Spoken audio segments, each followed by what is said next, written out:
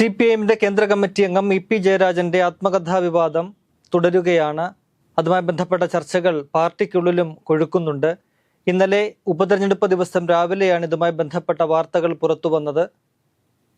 അതിനു പിന്നാലെ പാർട്ടിയുടെ സംസ്ഥാന സെക്രട്ടറി ഉൾപ്പെടെയുള്ള നേതാക്കൾ, മുൻ ജനറൽ സെക്രട്ടറി പ്രകാശ് കാരാട്ട് ഉൾപ്പെടെയുള്ള നേതാക്കൾ പ്രതികരിച്ചിരുന്നു. ആ പ്രതികരണങ്ങളിലൊക്കെ ഈ വിവാദങ്ങൾ തള്ളുകയും പാർട്ടി ജയരാജനെ വിശ്വസിക്കുന്നു എന്ന് പ്രഖ്യാപിക്കുകയുമാണ് ചെയ്തത്. സംസ്ഥാന സെക്രട്ടറി എം.വി. ഗോവിന്ദൻ പറഞ്ഞത്, ജയരാജൻ തന്നെ പുസ്തകത്തെ തള്ളി പറഞ്ഞു കഴിഞ്ഞു, അങ്ങനെ ഒരു പുസ്തകമില്ല, അപ്പോൾ ആ പുസ്തകവുമായി ബന്ധപ്പെട്ട ചർച്ചകൾക്ക് തന്നെ പ്രസക്തിയില്ല, ജയരാജൻ പറയുന്നതിനെയാണ് ഞങ്ങൾ ഇപ്പോൾ മുഖവിലേക്ക് എടുക്കുന്നത് എന്നാണ്. അത്തരത്തിലായിരുന്നു എല്ലാ നേതാക്കളുടെയും പ്രതികരണം. LDF കൺവീനറിൻ്റെ ആയാലും സ്ഥാനാർത്ഥികളുടെ ആയാലും മന്ത്രിമാരുടെ ഒക്കെ തന്നെ പ്രതികരണം അങ്ങനെയായിരുന്നു. എന്നാൽ ഇങ്ങനെയൊക്കെ പറയുമ്പോൾ പോലും പാർട്ടി പൂർണ്ണമായും ജയരാജനെ വിശ്വസിക്കുന്നുണ്ടോ എന്നതാണ് ഏറ്റവും പ്രധാനപ്പെട്ട പ്രസക്തമായ ചോദ്യം.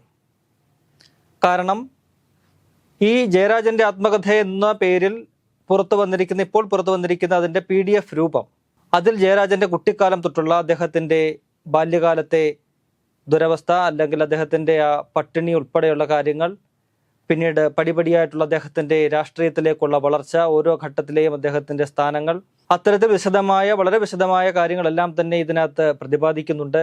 ഒപ്പം തന്നെ സ്വകാര്യ ഫോട്ടോകൾ അല്ലെങ്കിൽ അദ്ദേഹത്തിൻ്റെ വ്യക്തിപരമായ ഫോട്ടോകളൊക്കെ തന്നെ പുസ്തകത്തിനകത്ത് ഉൾപ്പെടുന്നുണ്ട്. അങ്ങനെ എല്ലാം കൊണ്ടും പാർട്ടിക്ക് പൂർണ്ണമായും ജയരാജനെ വിശ്വസിക്കാൻ കഴിയാത്ത ഒരു സാഹചര്യം ഉണ്ടായിട്ടുണ്ട് എന്നതാണ് യാഥാർത്ഥ്യം. അങ്ങനെ തന്നെയാണ് പാർട്ടിക്കുള്ളിലെയും മുതിർന്ന ചില നേതാക്കളുടെ രഹസ്യമായ ചില പ്രതികരണങ്ങൾ. പരസ്യമായിട്ട് ഇ.പിക്ക് പിന്തുണ പ്രഖ്യാപിക്കുമ്പോൾ പോലും ഇക്കാര്യങ്ങളൊക്കെ, ഇത്ര വിശദമായിട്ട് ഉള്ള പുസ്തകം, അതിൻ്റെ ആ ഒരു PDF രൂപം വന്നത് എങ്ങനെ, അത് മുഴുവൻ ഈ പറയുന്ന DC എന്ന പ്രസാധകർക്ക് എഴുതി തയ്യാറാക്കാൻ പറ്റുമോ, അല്ലെങ്കിൽ അവർക്ക് സ്വന്തമായിട്ട് അതെങ്ങനെ എഴുതാൻ പറ്റുമെന്ന ചില സംശയം നേതാക്കൾക്കിടയിൽ ശക്തമാണ്. എന്തായാലും നാളെ പതിവ് സംസ്ഥാന സെക്രട്ടേറിയറ്റ് യോഗം ചേരും. ഇ.പി. വളരെ നാളായി ഈ സെക്രട്ടേറിയറ്റ് യോഗത്തിൽ പങ്കെടുത്തിട്ട്, അതുകൊണ്ട് തന്നെ നാളെ അദ്ദേഹം പങ്കെടുക്കുമോ എന്നത് വളരെ നിർണായകമായ ഒരു കാര്യമാണ്. എന്തായാലും യോഗത്തിൽ അദ്ദേഹം പങ്കെടുത്താലും ഇല്ലെങ്കിലും വിഷയത്തിൽ അദ്ദേഹത്തോട് പാർട്ടി വിശദീകരണം തേടുമെന്നാണ് മനസ്സിലാക്കാൻ കഴിയുന്നത്. അദ്ദേഹം എന്ത് വിശദീകരണമാകും നൽകുക എന്നതും പ്രധാനമാണ്. ഇന്നലെ അദ്ദേഹം ഇതിനെയൊക്കെ തള്ളിപ്പറഞ്ഞിട്ടുണ്ട്. സ്വാഭാവികമായിട്ടും അദ്ദേഹം വൈകിട്ട് ഇതുമായി ബന്ധപ്പെട്ട് DC-ക്ക് വക്കീൽ നോട്ടീസ് അയക്കുന്നു, DGP-ക്ക് പരാതി കൊടുക്കുന്നു. അത്തരത്തിലുള്ള നിയമ നടപടികളുമായിട്ട് തൻ്റെ ഭാഗം ന്യായീകരിക്കാൻ അദ്ദേഹം മുന്നോട്ട് പോകുന്നുണ്ട്. എങ്കിൽ പോലും അദ്ദേഹത്തിന് എത്രത്തോളം ഈ നിലപാടുമായി മുന്നോട്ട് പോകാൻ കഴിയുമെന്ന ചോദ്യം ഉയരുന്നു. കാരണം ഈ PDF പുറത്തു വന്നത്, അതിനകത്ത് DC-യുമായി ബന്ധപ്പെട്ട ഒന്നും തന്നെ ഇല്ല. DC-യുടെ ലോഗോയോ അല്ലെങ്കിൽ DC-യുടെ പേരോ ഒന്നും തന്നെ പറയുന്നില്ല. പക്ഷേ DC ഇന്നലെ രാവിലെ 10:30 ഈ പുസ്തകം പുറത്തിറക്കാനിരുന്നതാണ്. സ്വാഭാവികമായിട്ടും അങ്ങനെ വരുമ്പോൾ എല്ലാ സ്റ്റോറുകളിലും ഇതിൻ്റെ പുസ്തകങ്ങൾ എത്തണം. ഡിജിറ്റൽ രൂപമല്ലല്ലോ എത്തുക. അച്ചടിച്ച പുസ്തകങ്ങൾ എത്തേണ്ടതുണ്ട്. നല്ലൊരു എണ്ണം പുസ്തകങ്ങൾ എല്ലാ സ്റ്റോറുകളിലും എത്തിയിട്ടുണ്ടാകണം. ആ പുസ്തകങ്ങളുടെ വിൽപ്പനയാണ് പെട്ടെന്നൊരു തീരുമാനത്തിലൂടെ DC മരവിപ്പിച്ചത്. അപ്പോൾ ഈ പുസ്തകം അടിച്ചിരിക്കുന്നത് എങ്ങനെ എന്ന ചോദ്യം അവശേഷിക്കുന്നുണ്ട്. ഈ PDF മാത്രം മുൻനിർത്തിയുള്ള ചർച്ചകൾ ഇക്കാര്യത്തിൽ പ്രസക്തമാണെന്ന് തോന്നുന്നില്ല.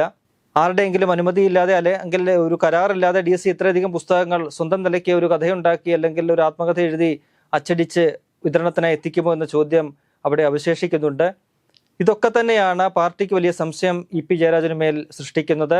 പുറമെ ഇ.പിക്ക് പിന്തുണ പാർട്ടി ഒന്നടങ്കം പറയുമ്പോൾ പോലും ഉള്ളിൻ്റെ ഉള്ളിൽ സംശയങ്ങളുണ്ട്. പാർട്ടിയുടെ പല നേതാക്കളും ചൂണ്ടിക്കാട്ടുന്നത്, തനിക്ക് പറയാനുള്ള കാര്യങ്ങൾ അത് നിർണായക ഘട്ടത്തിൽ അത് തുറന്നു പറയുക, ഏതെങ്കിലും തരത്തിൽ അത് പുറത്തെത്തിക്കുക, അതിനുശേഷം അത് വിവാദമായി കഴിയുമ്പോൾ അതെല്ലാം തള്ളിപ്പറയുക എന്നൊരു നിലപാടാണ് ഇ.പി സ്വീകരിക്കുന്നത് എന്ന ഒരു പൊതുവികാരം പാർട്ടിക്കുള്ളിൽ പ്രമുഖ നേതാക്കൾക്കിടയിൽ തന്നെയുണ്ട്.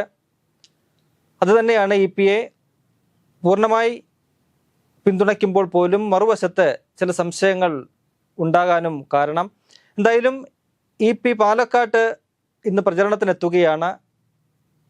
അതിൻ്റെ ഒരു സവിശേഷത, ഈ പറയുന്ന ഇ.പിയുടെ എന്ന പേരിൽ പുറത്തു വന്നിരിക്കുന്ന ആത്മകഥയിലെ ഭാഗത്തിൽ പാലക്കാട്ടെ ഇടത് സ്ഥാനാർത്ഥി പി സരിനെതിരെ അതിരൂക്ഷമായ വിമർശനമുണ്ട്.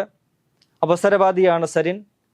അത്തരത്തിൽ ഇങ്ങനെ വരുന്ന സ്വതന്ത്ര സ്ഥാനാർത്ഥികൾ, ചില സ്വതന്ത്ര സ്ഥാനാർത്ഥികളെ നിർത്തുന്നതും മത്സരിപ്പിച്ച് ജയിപ്പിക്കുന്നതുമൊക്കെ എത്രത്തോളം ഗുണകരമാണ് എന്നത് അൻവറിൻ്റെയൊക്കെ അനുഭവം ചൂണ്ടിക്കാട്ടി ഇ.പി ചോദിക്കുന്നുണ്ട്.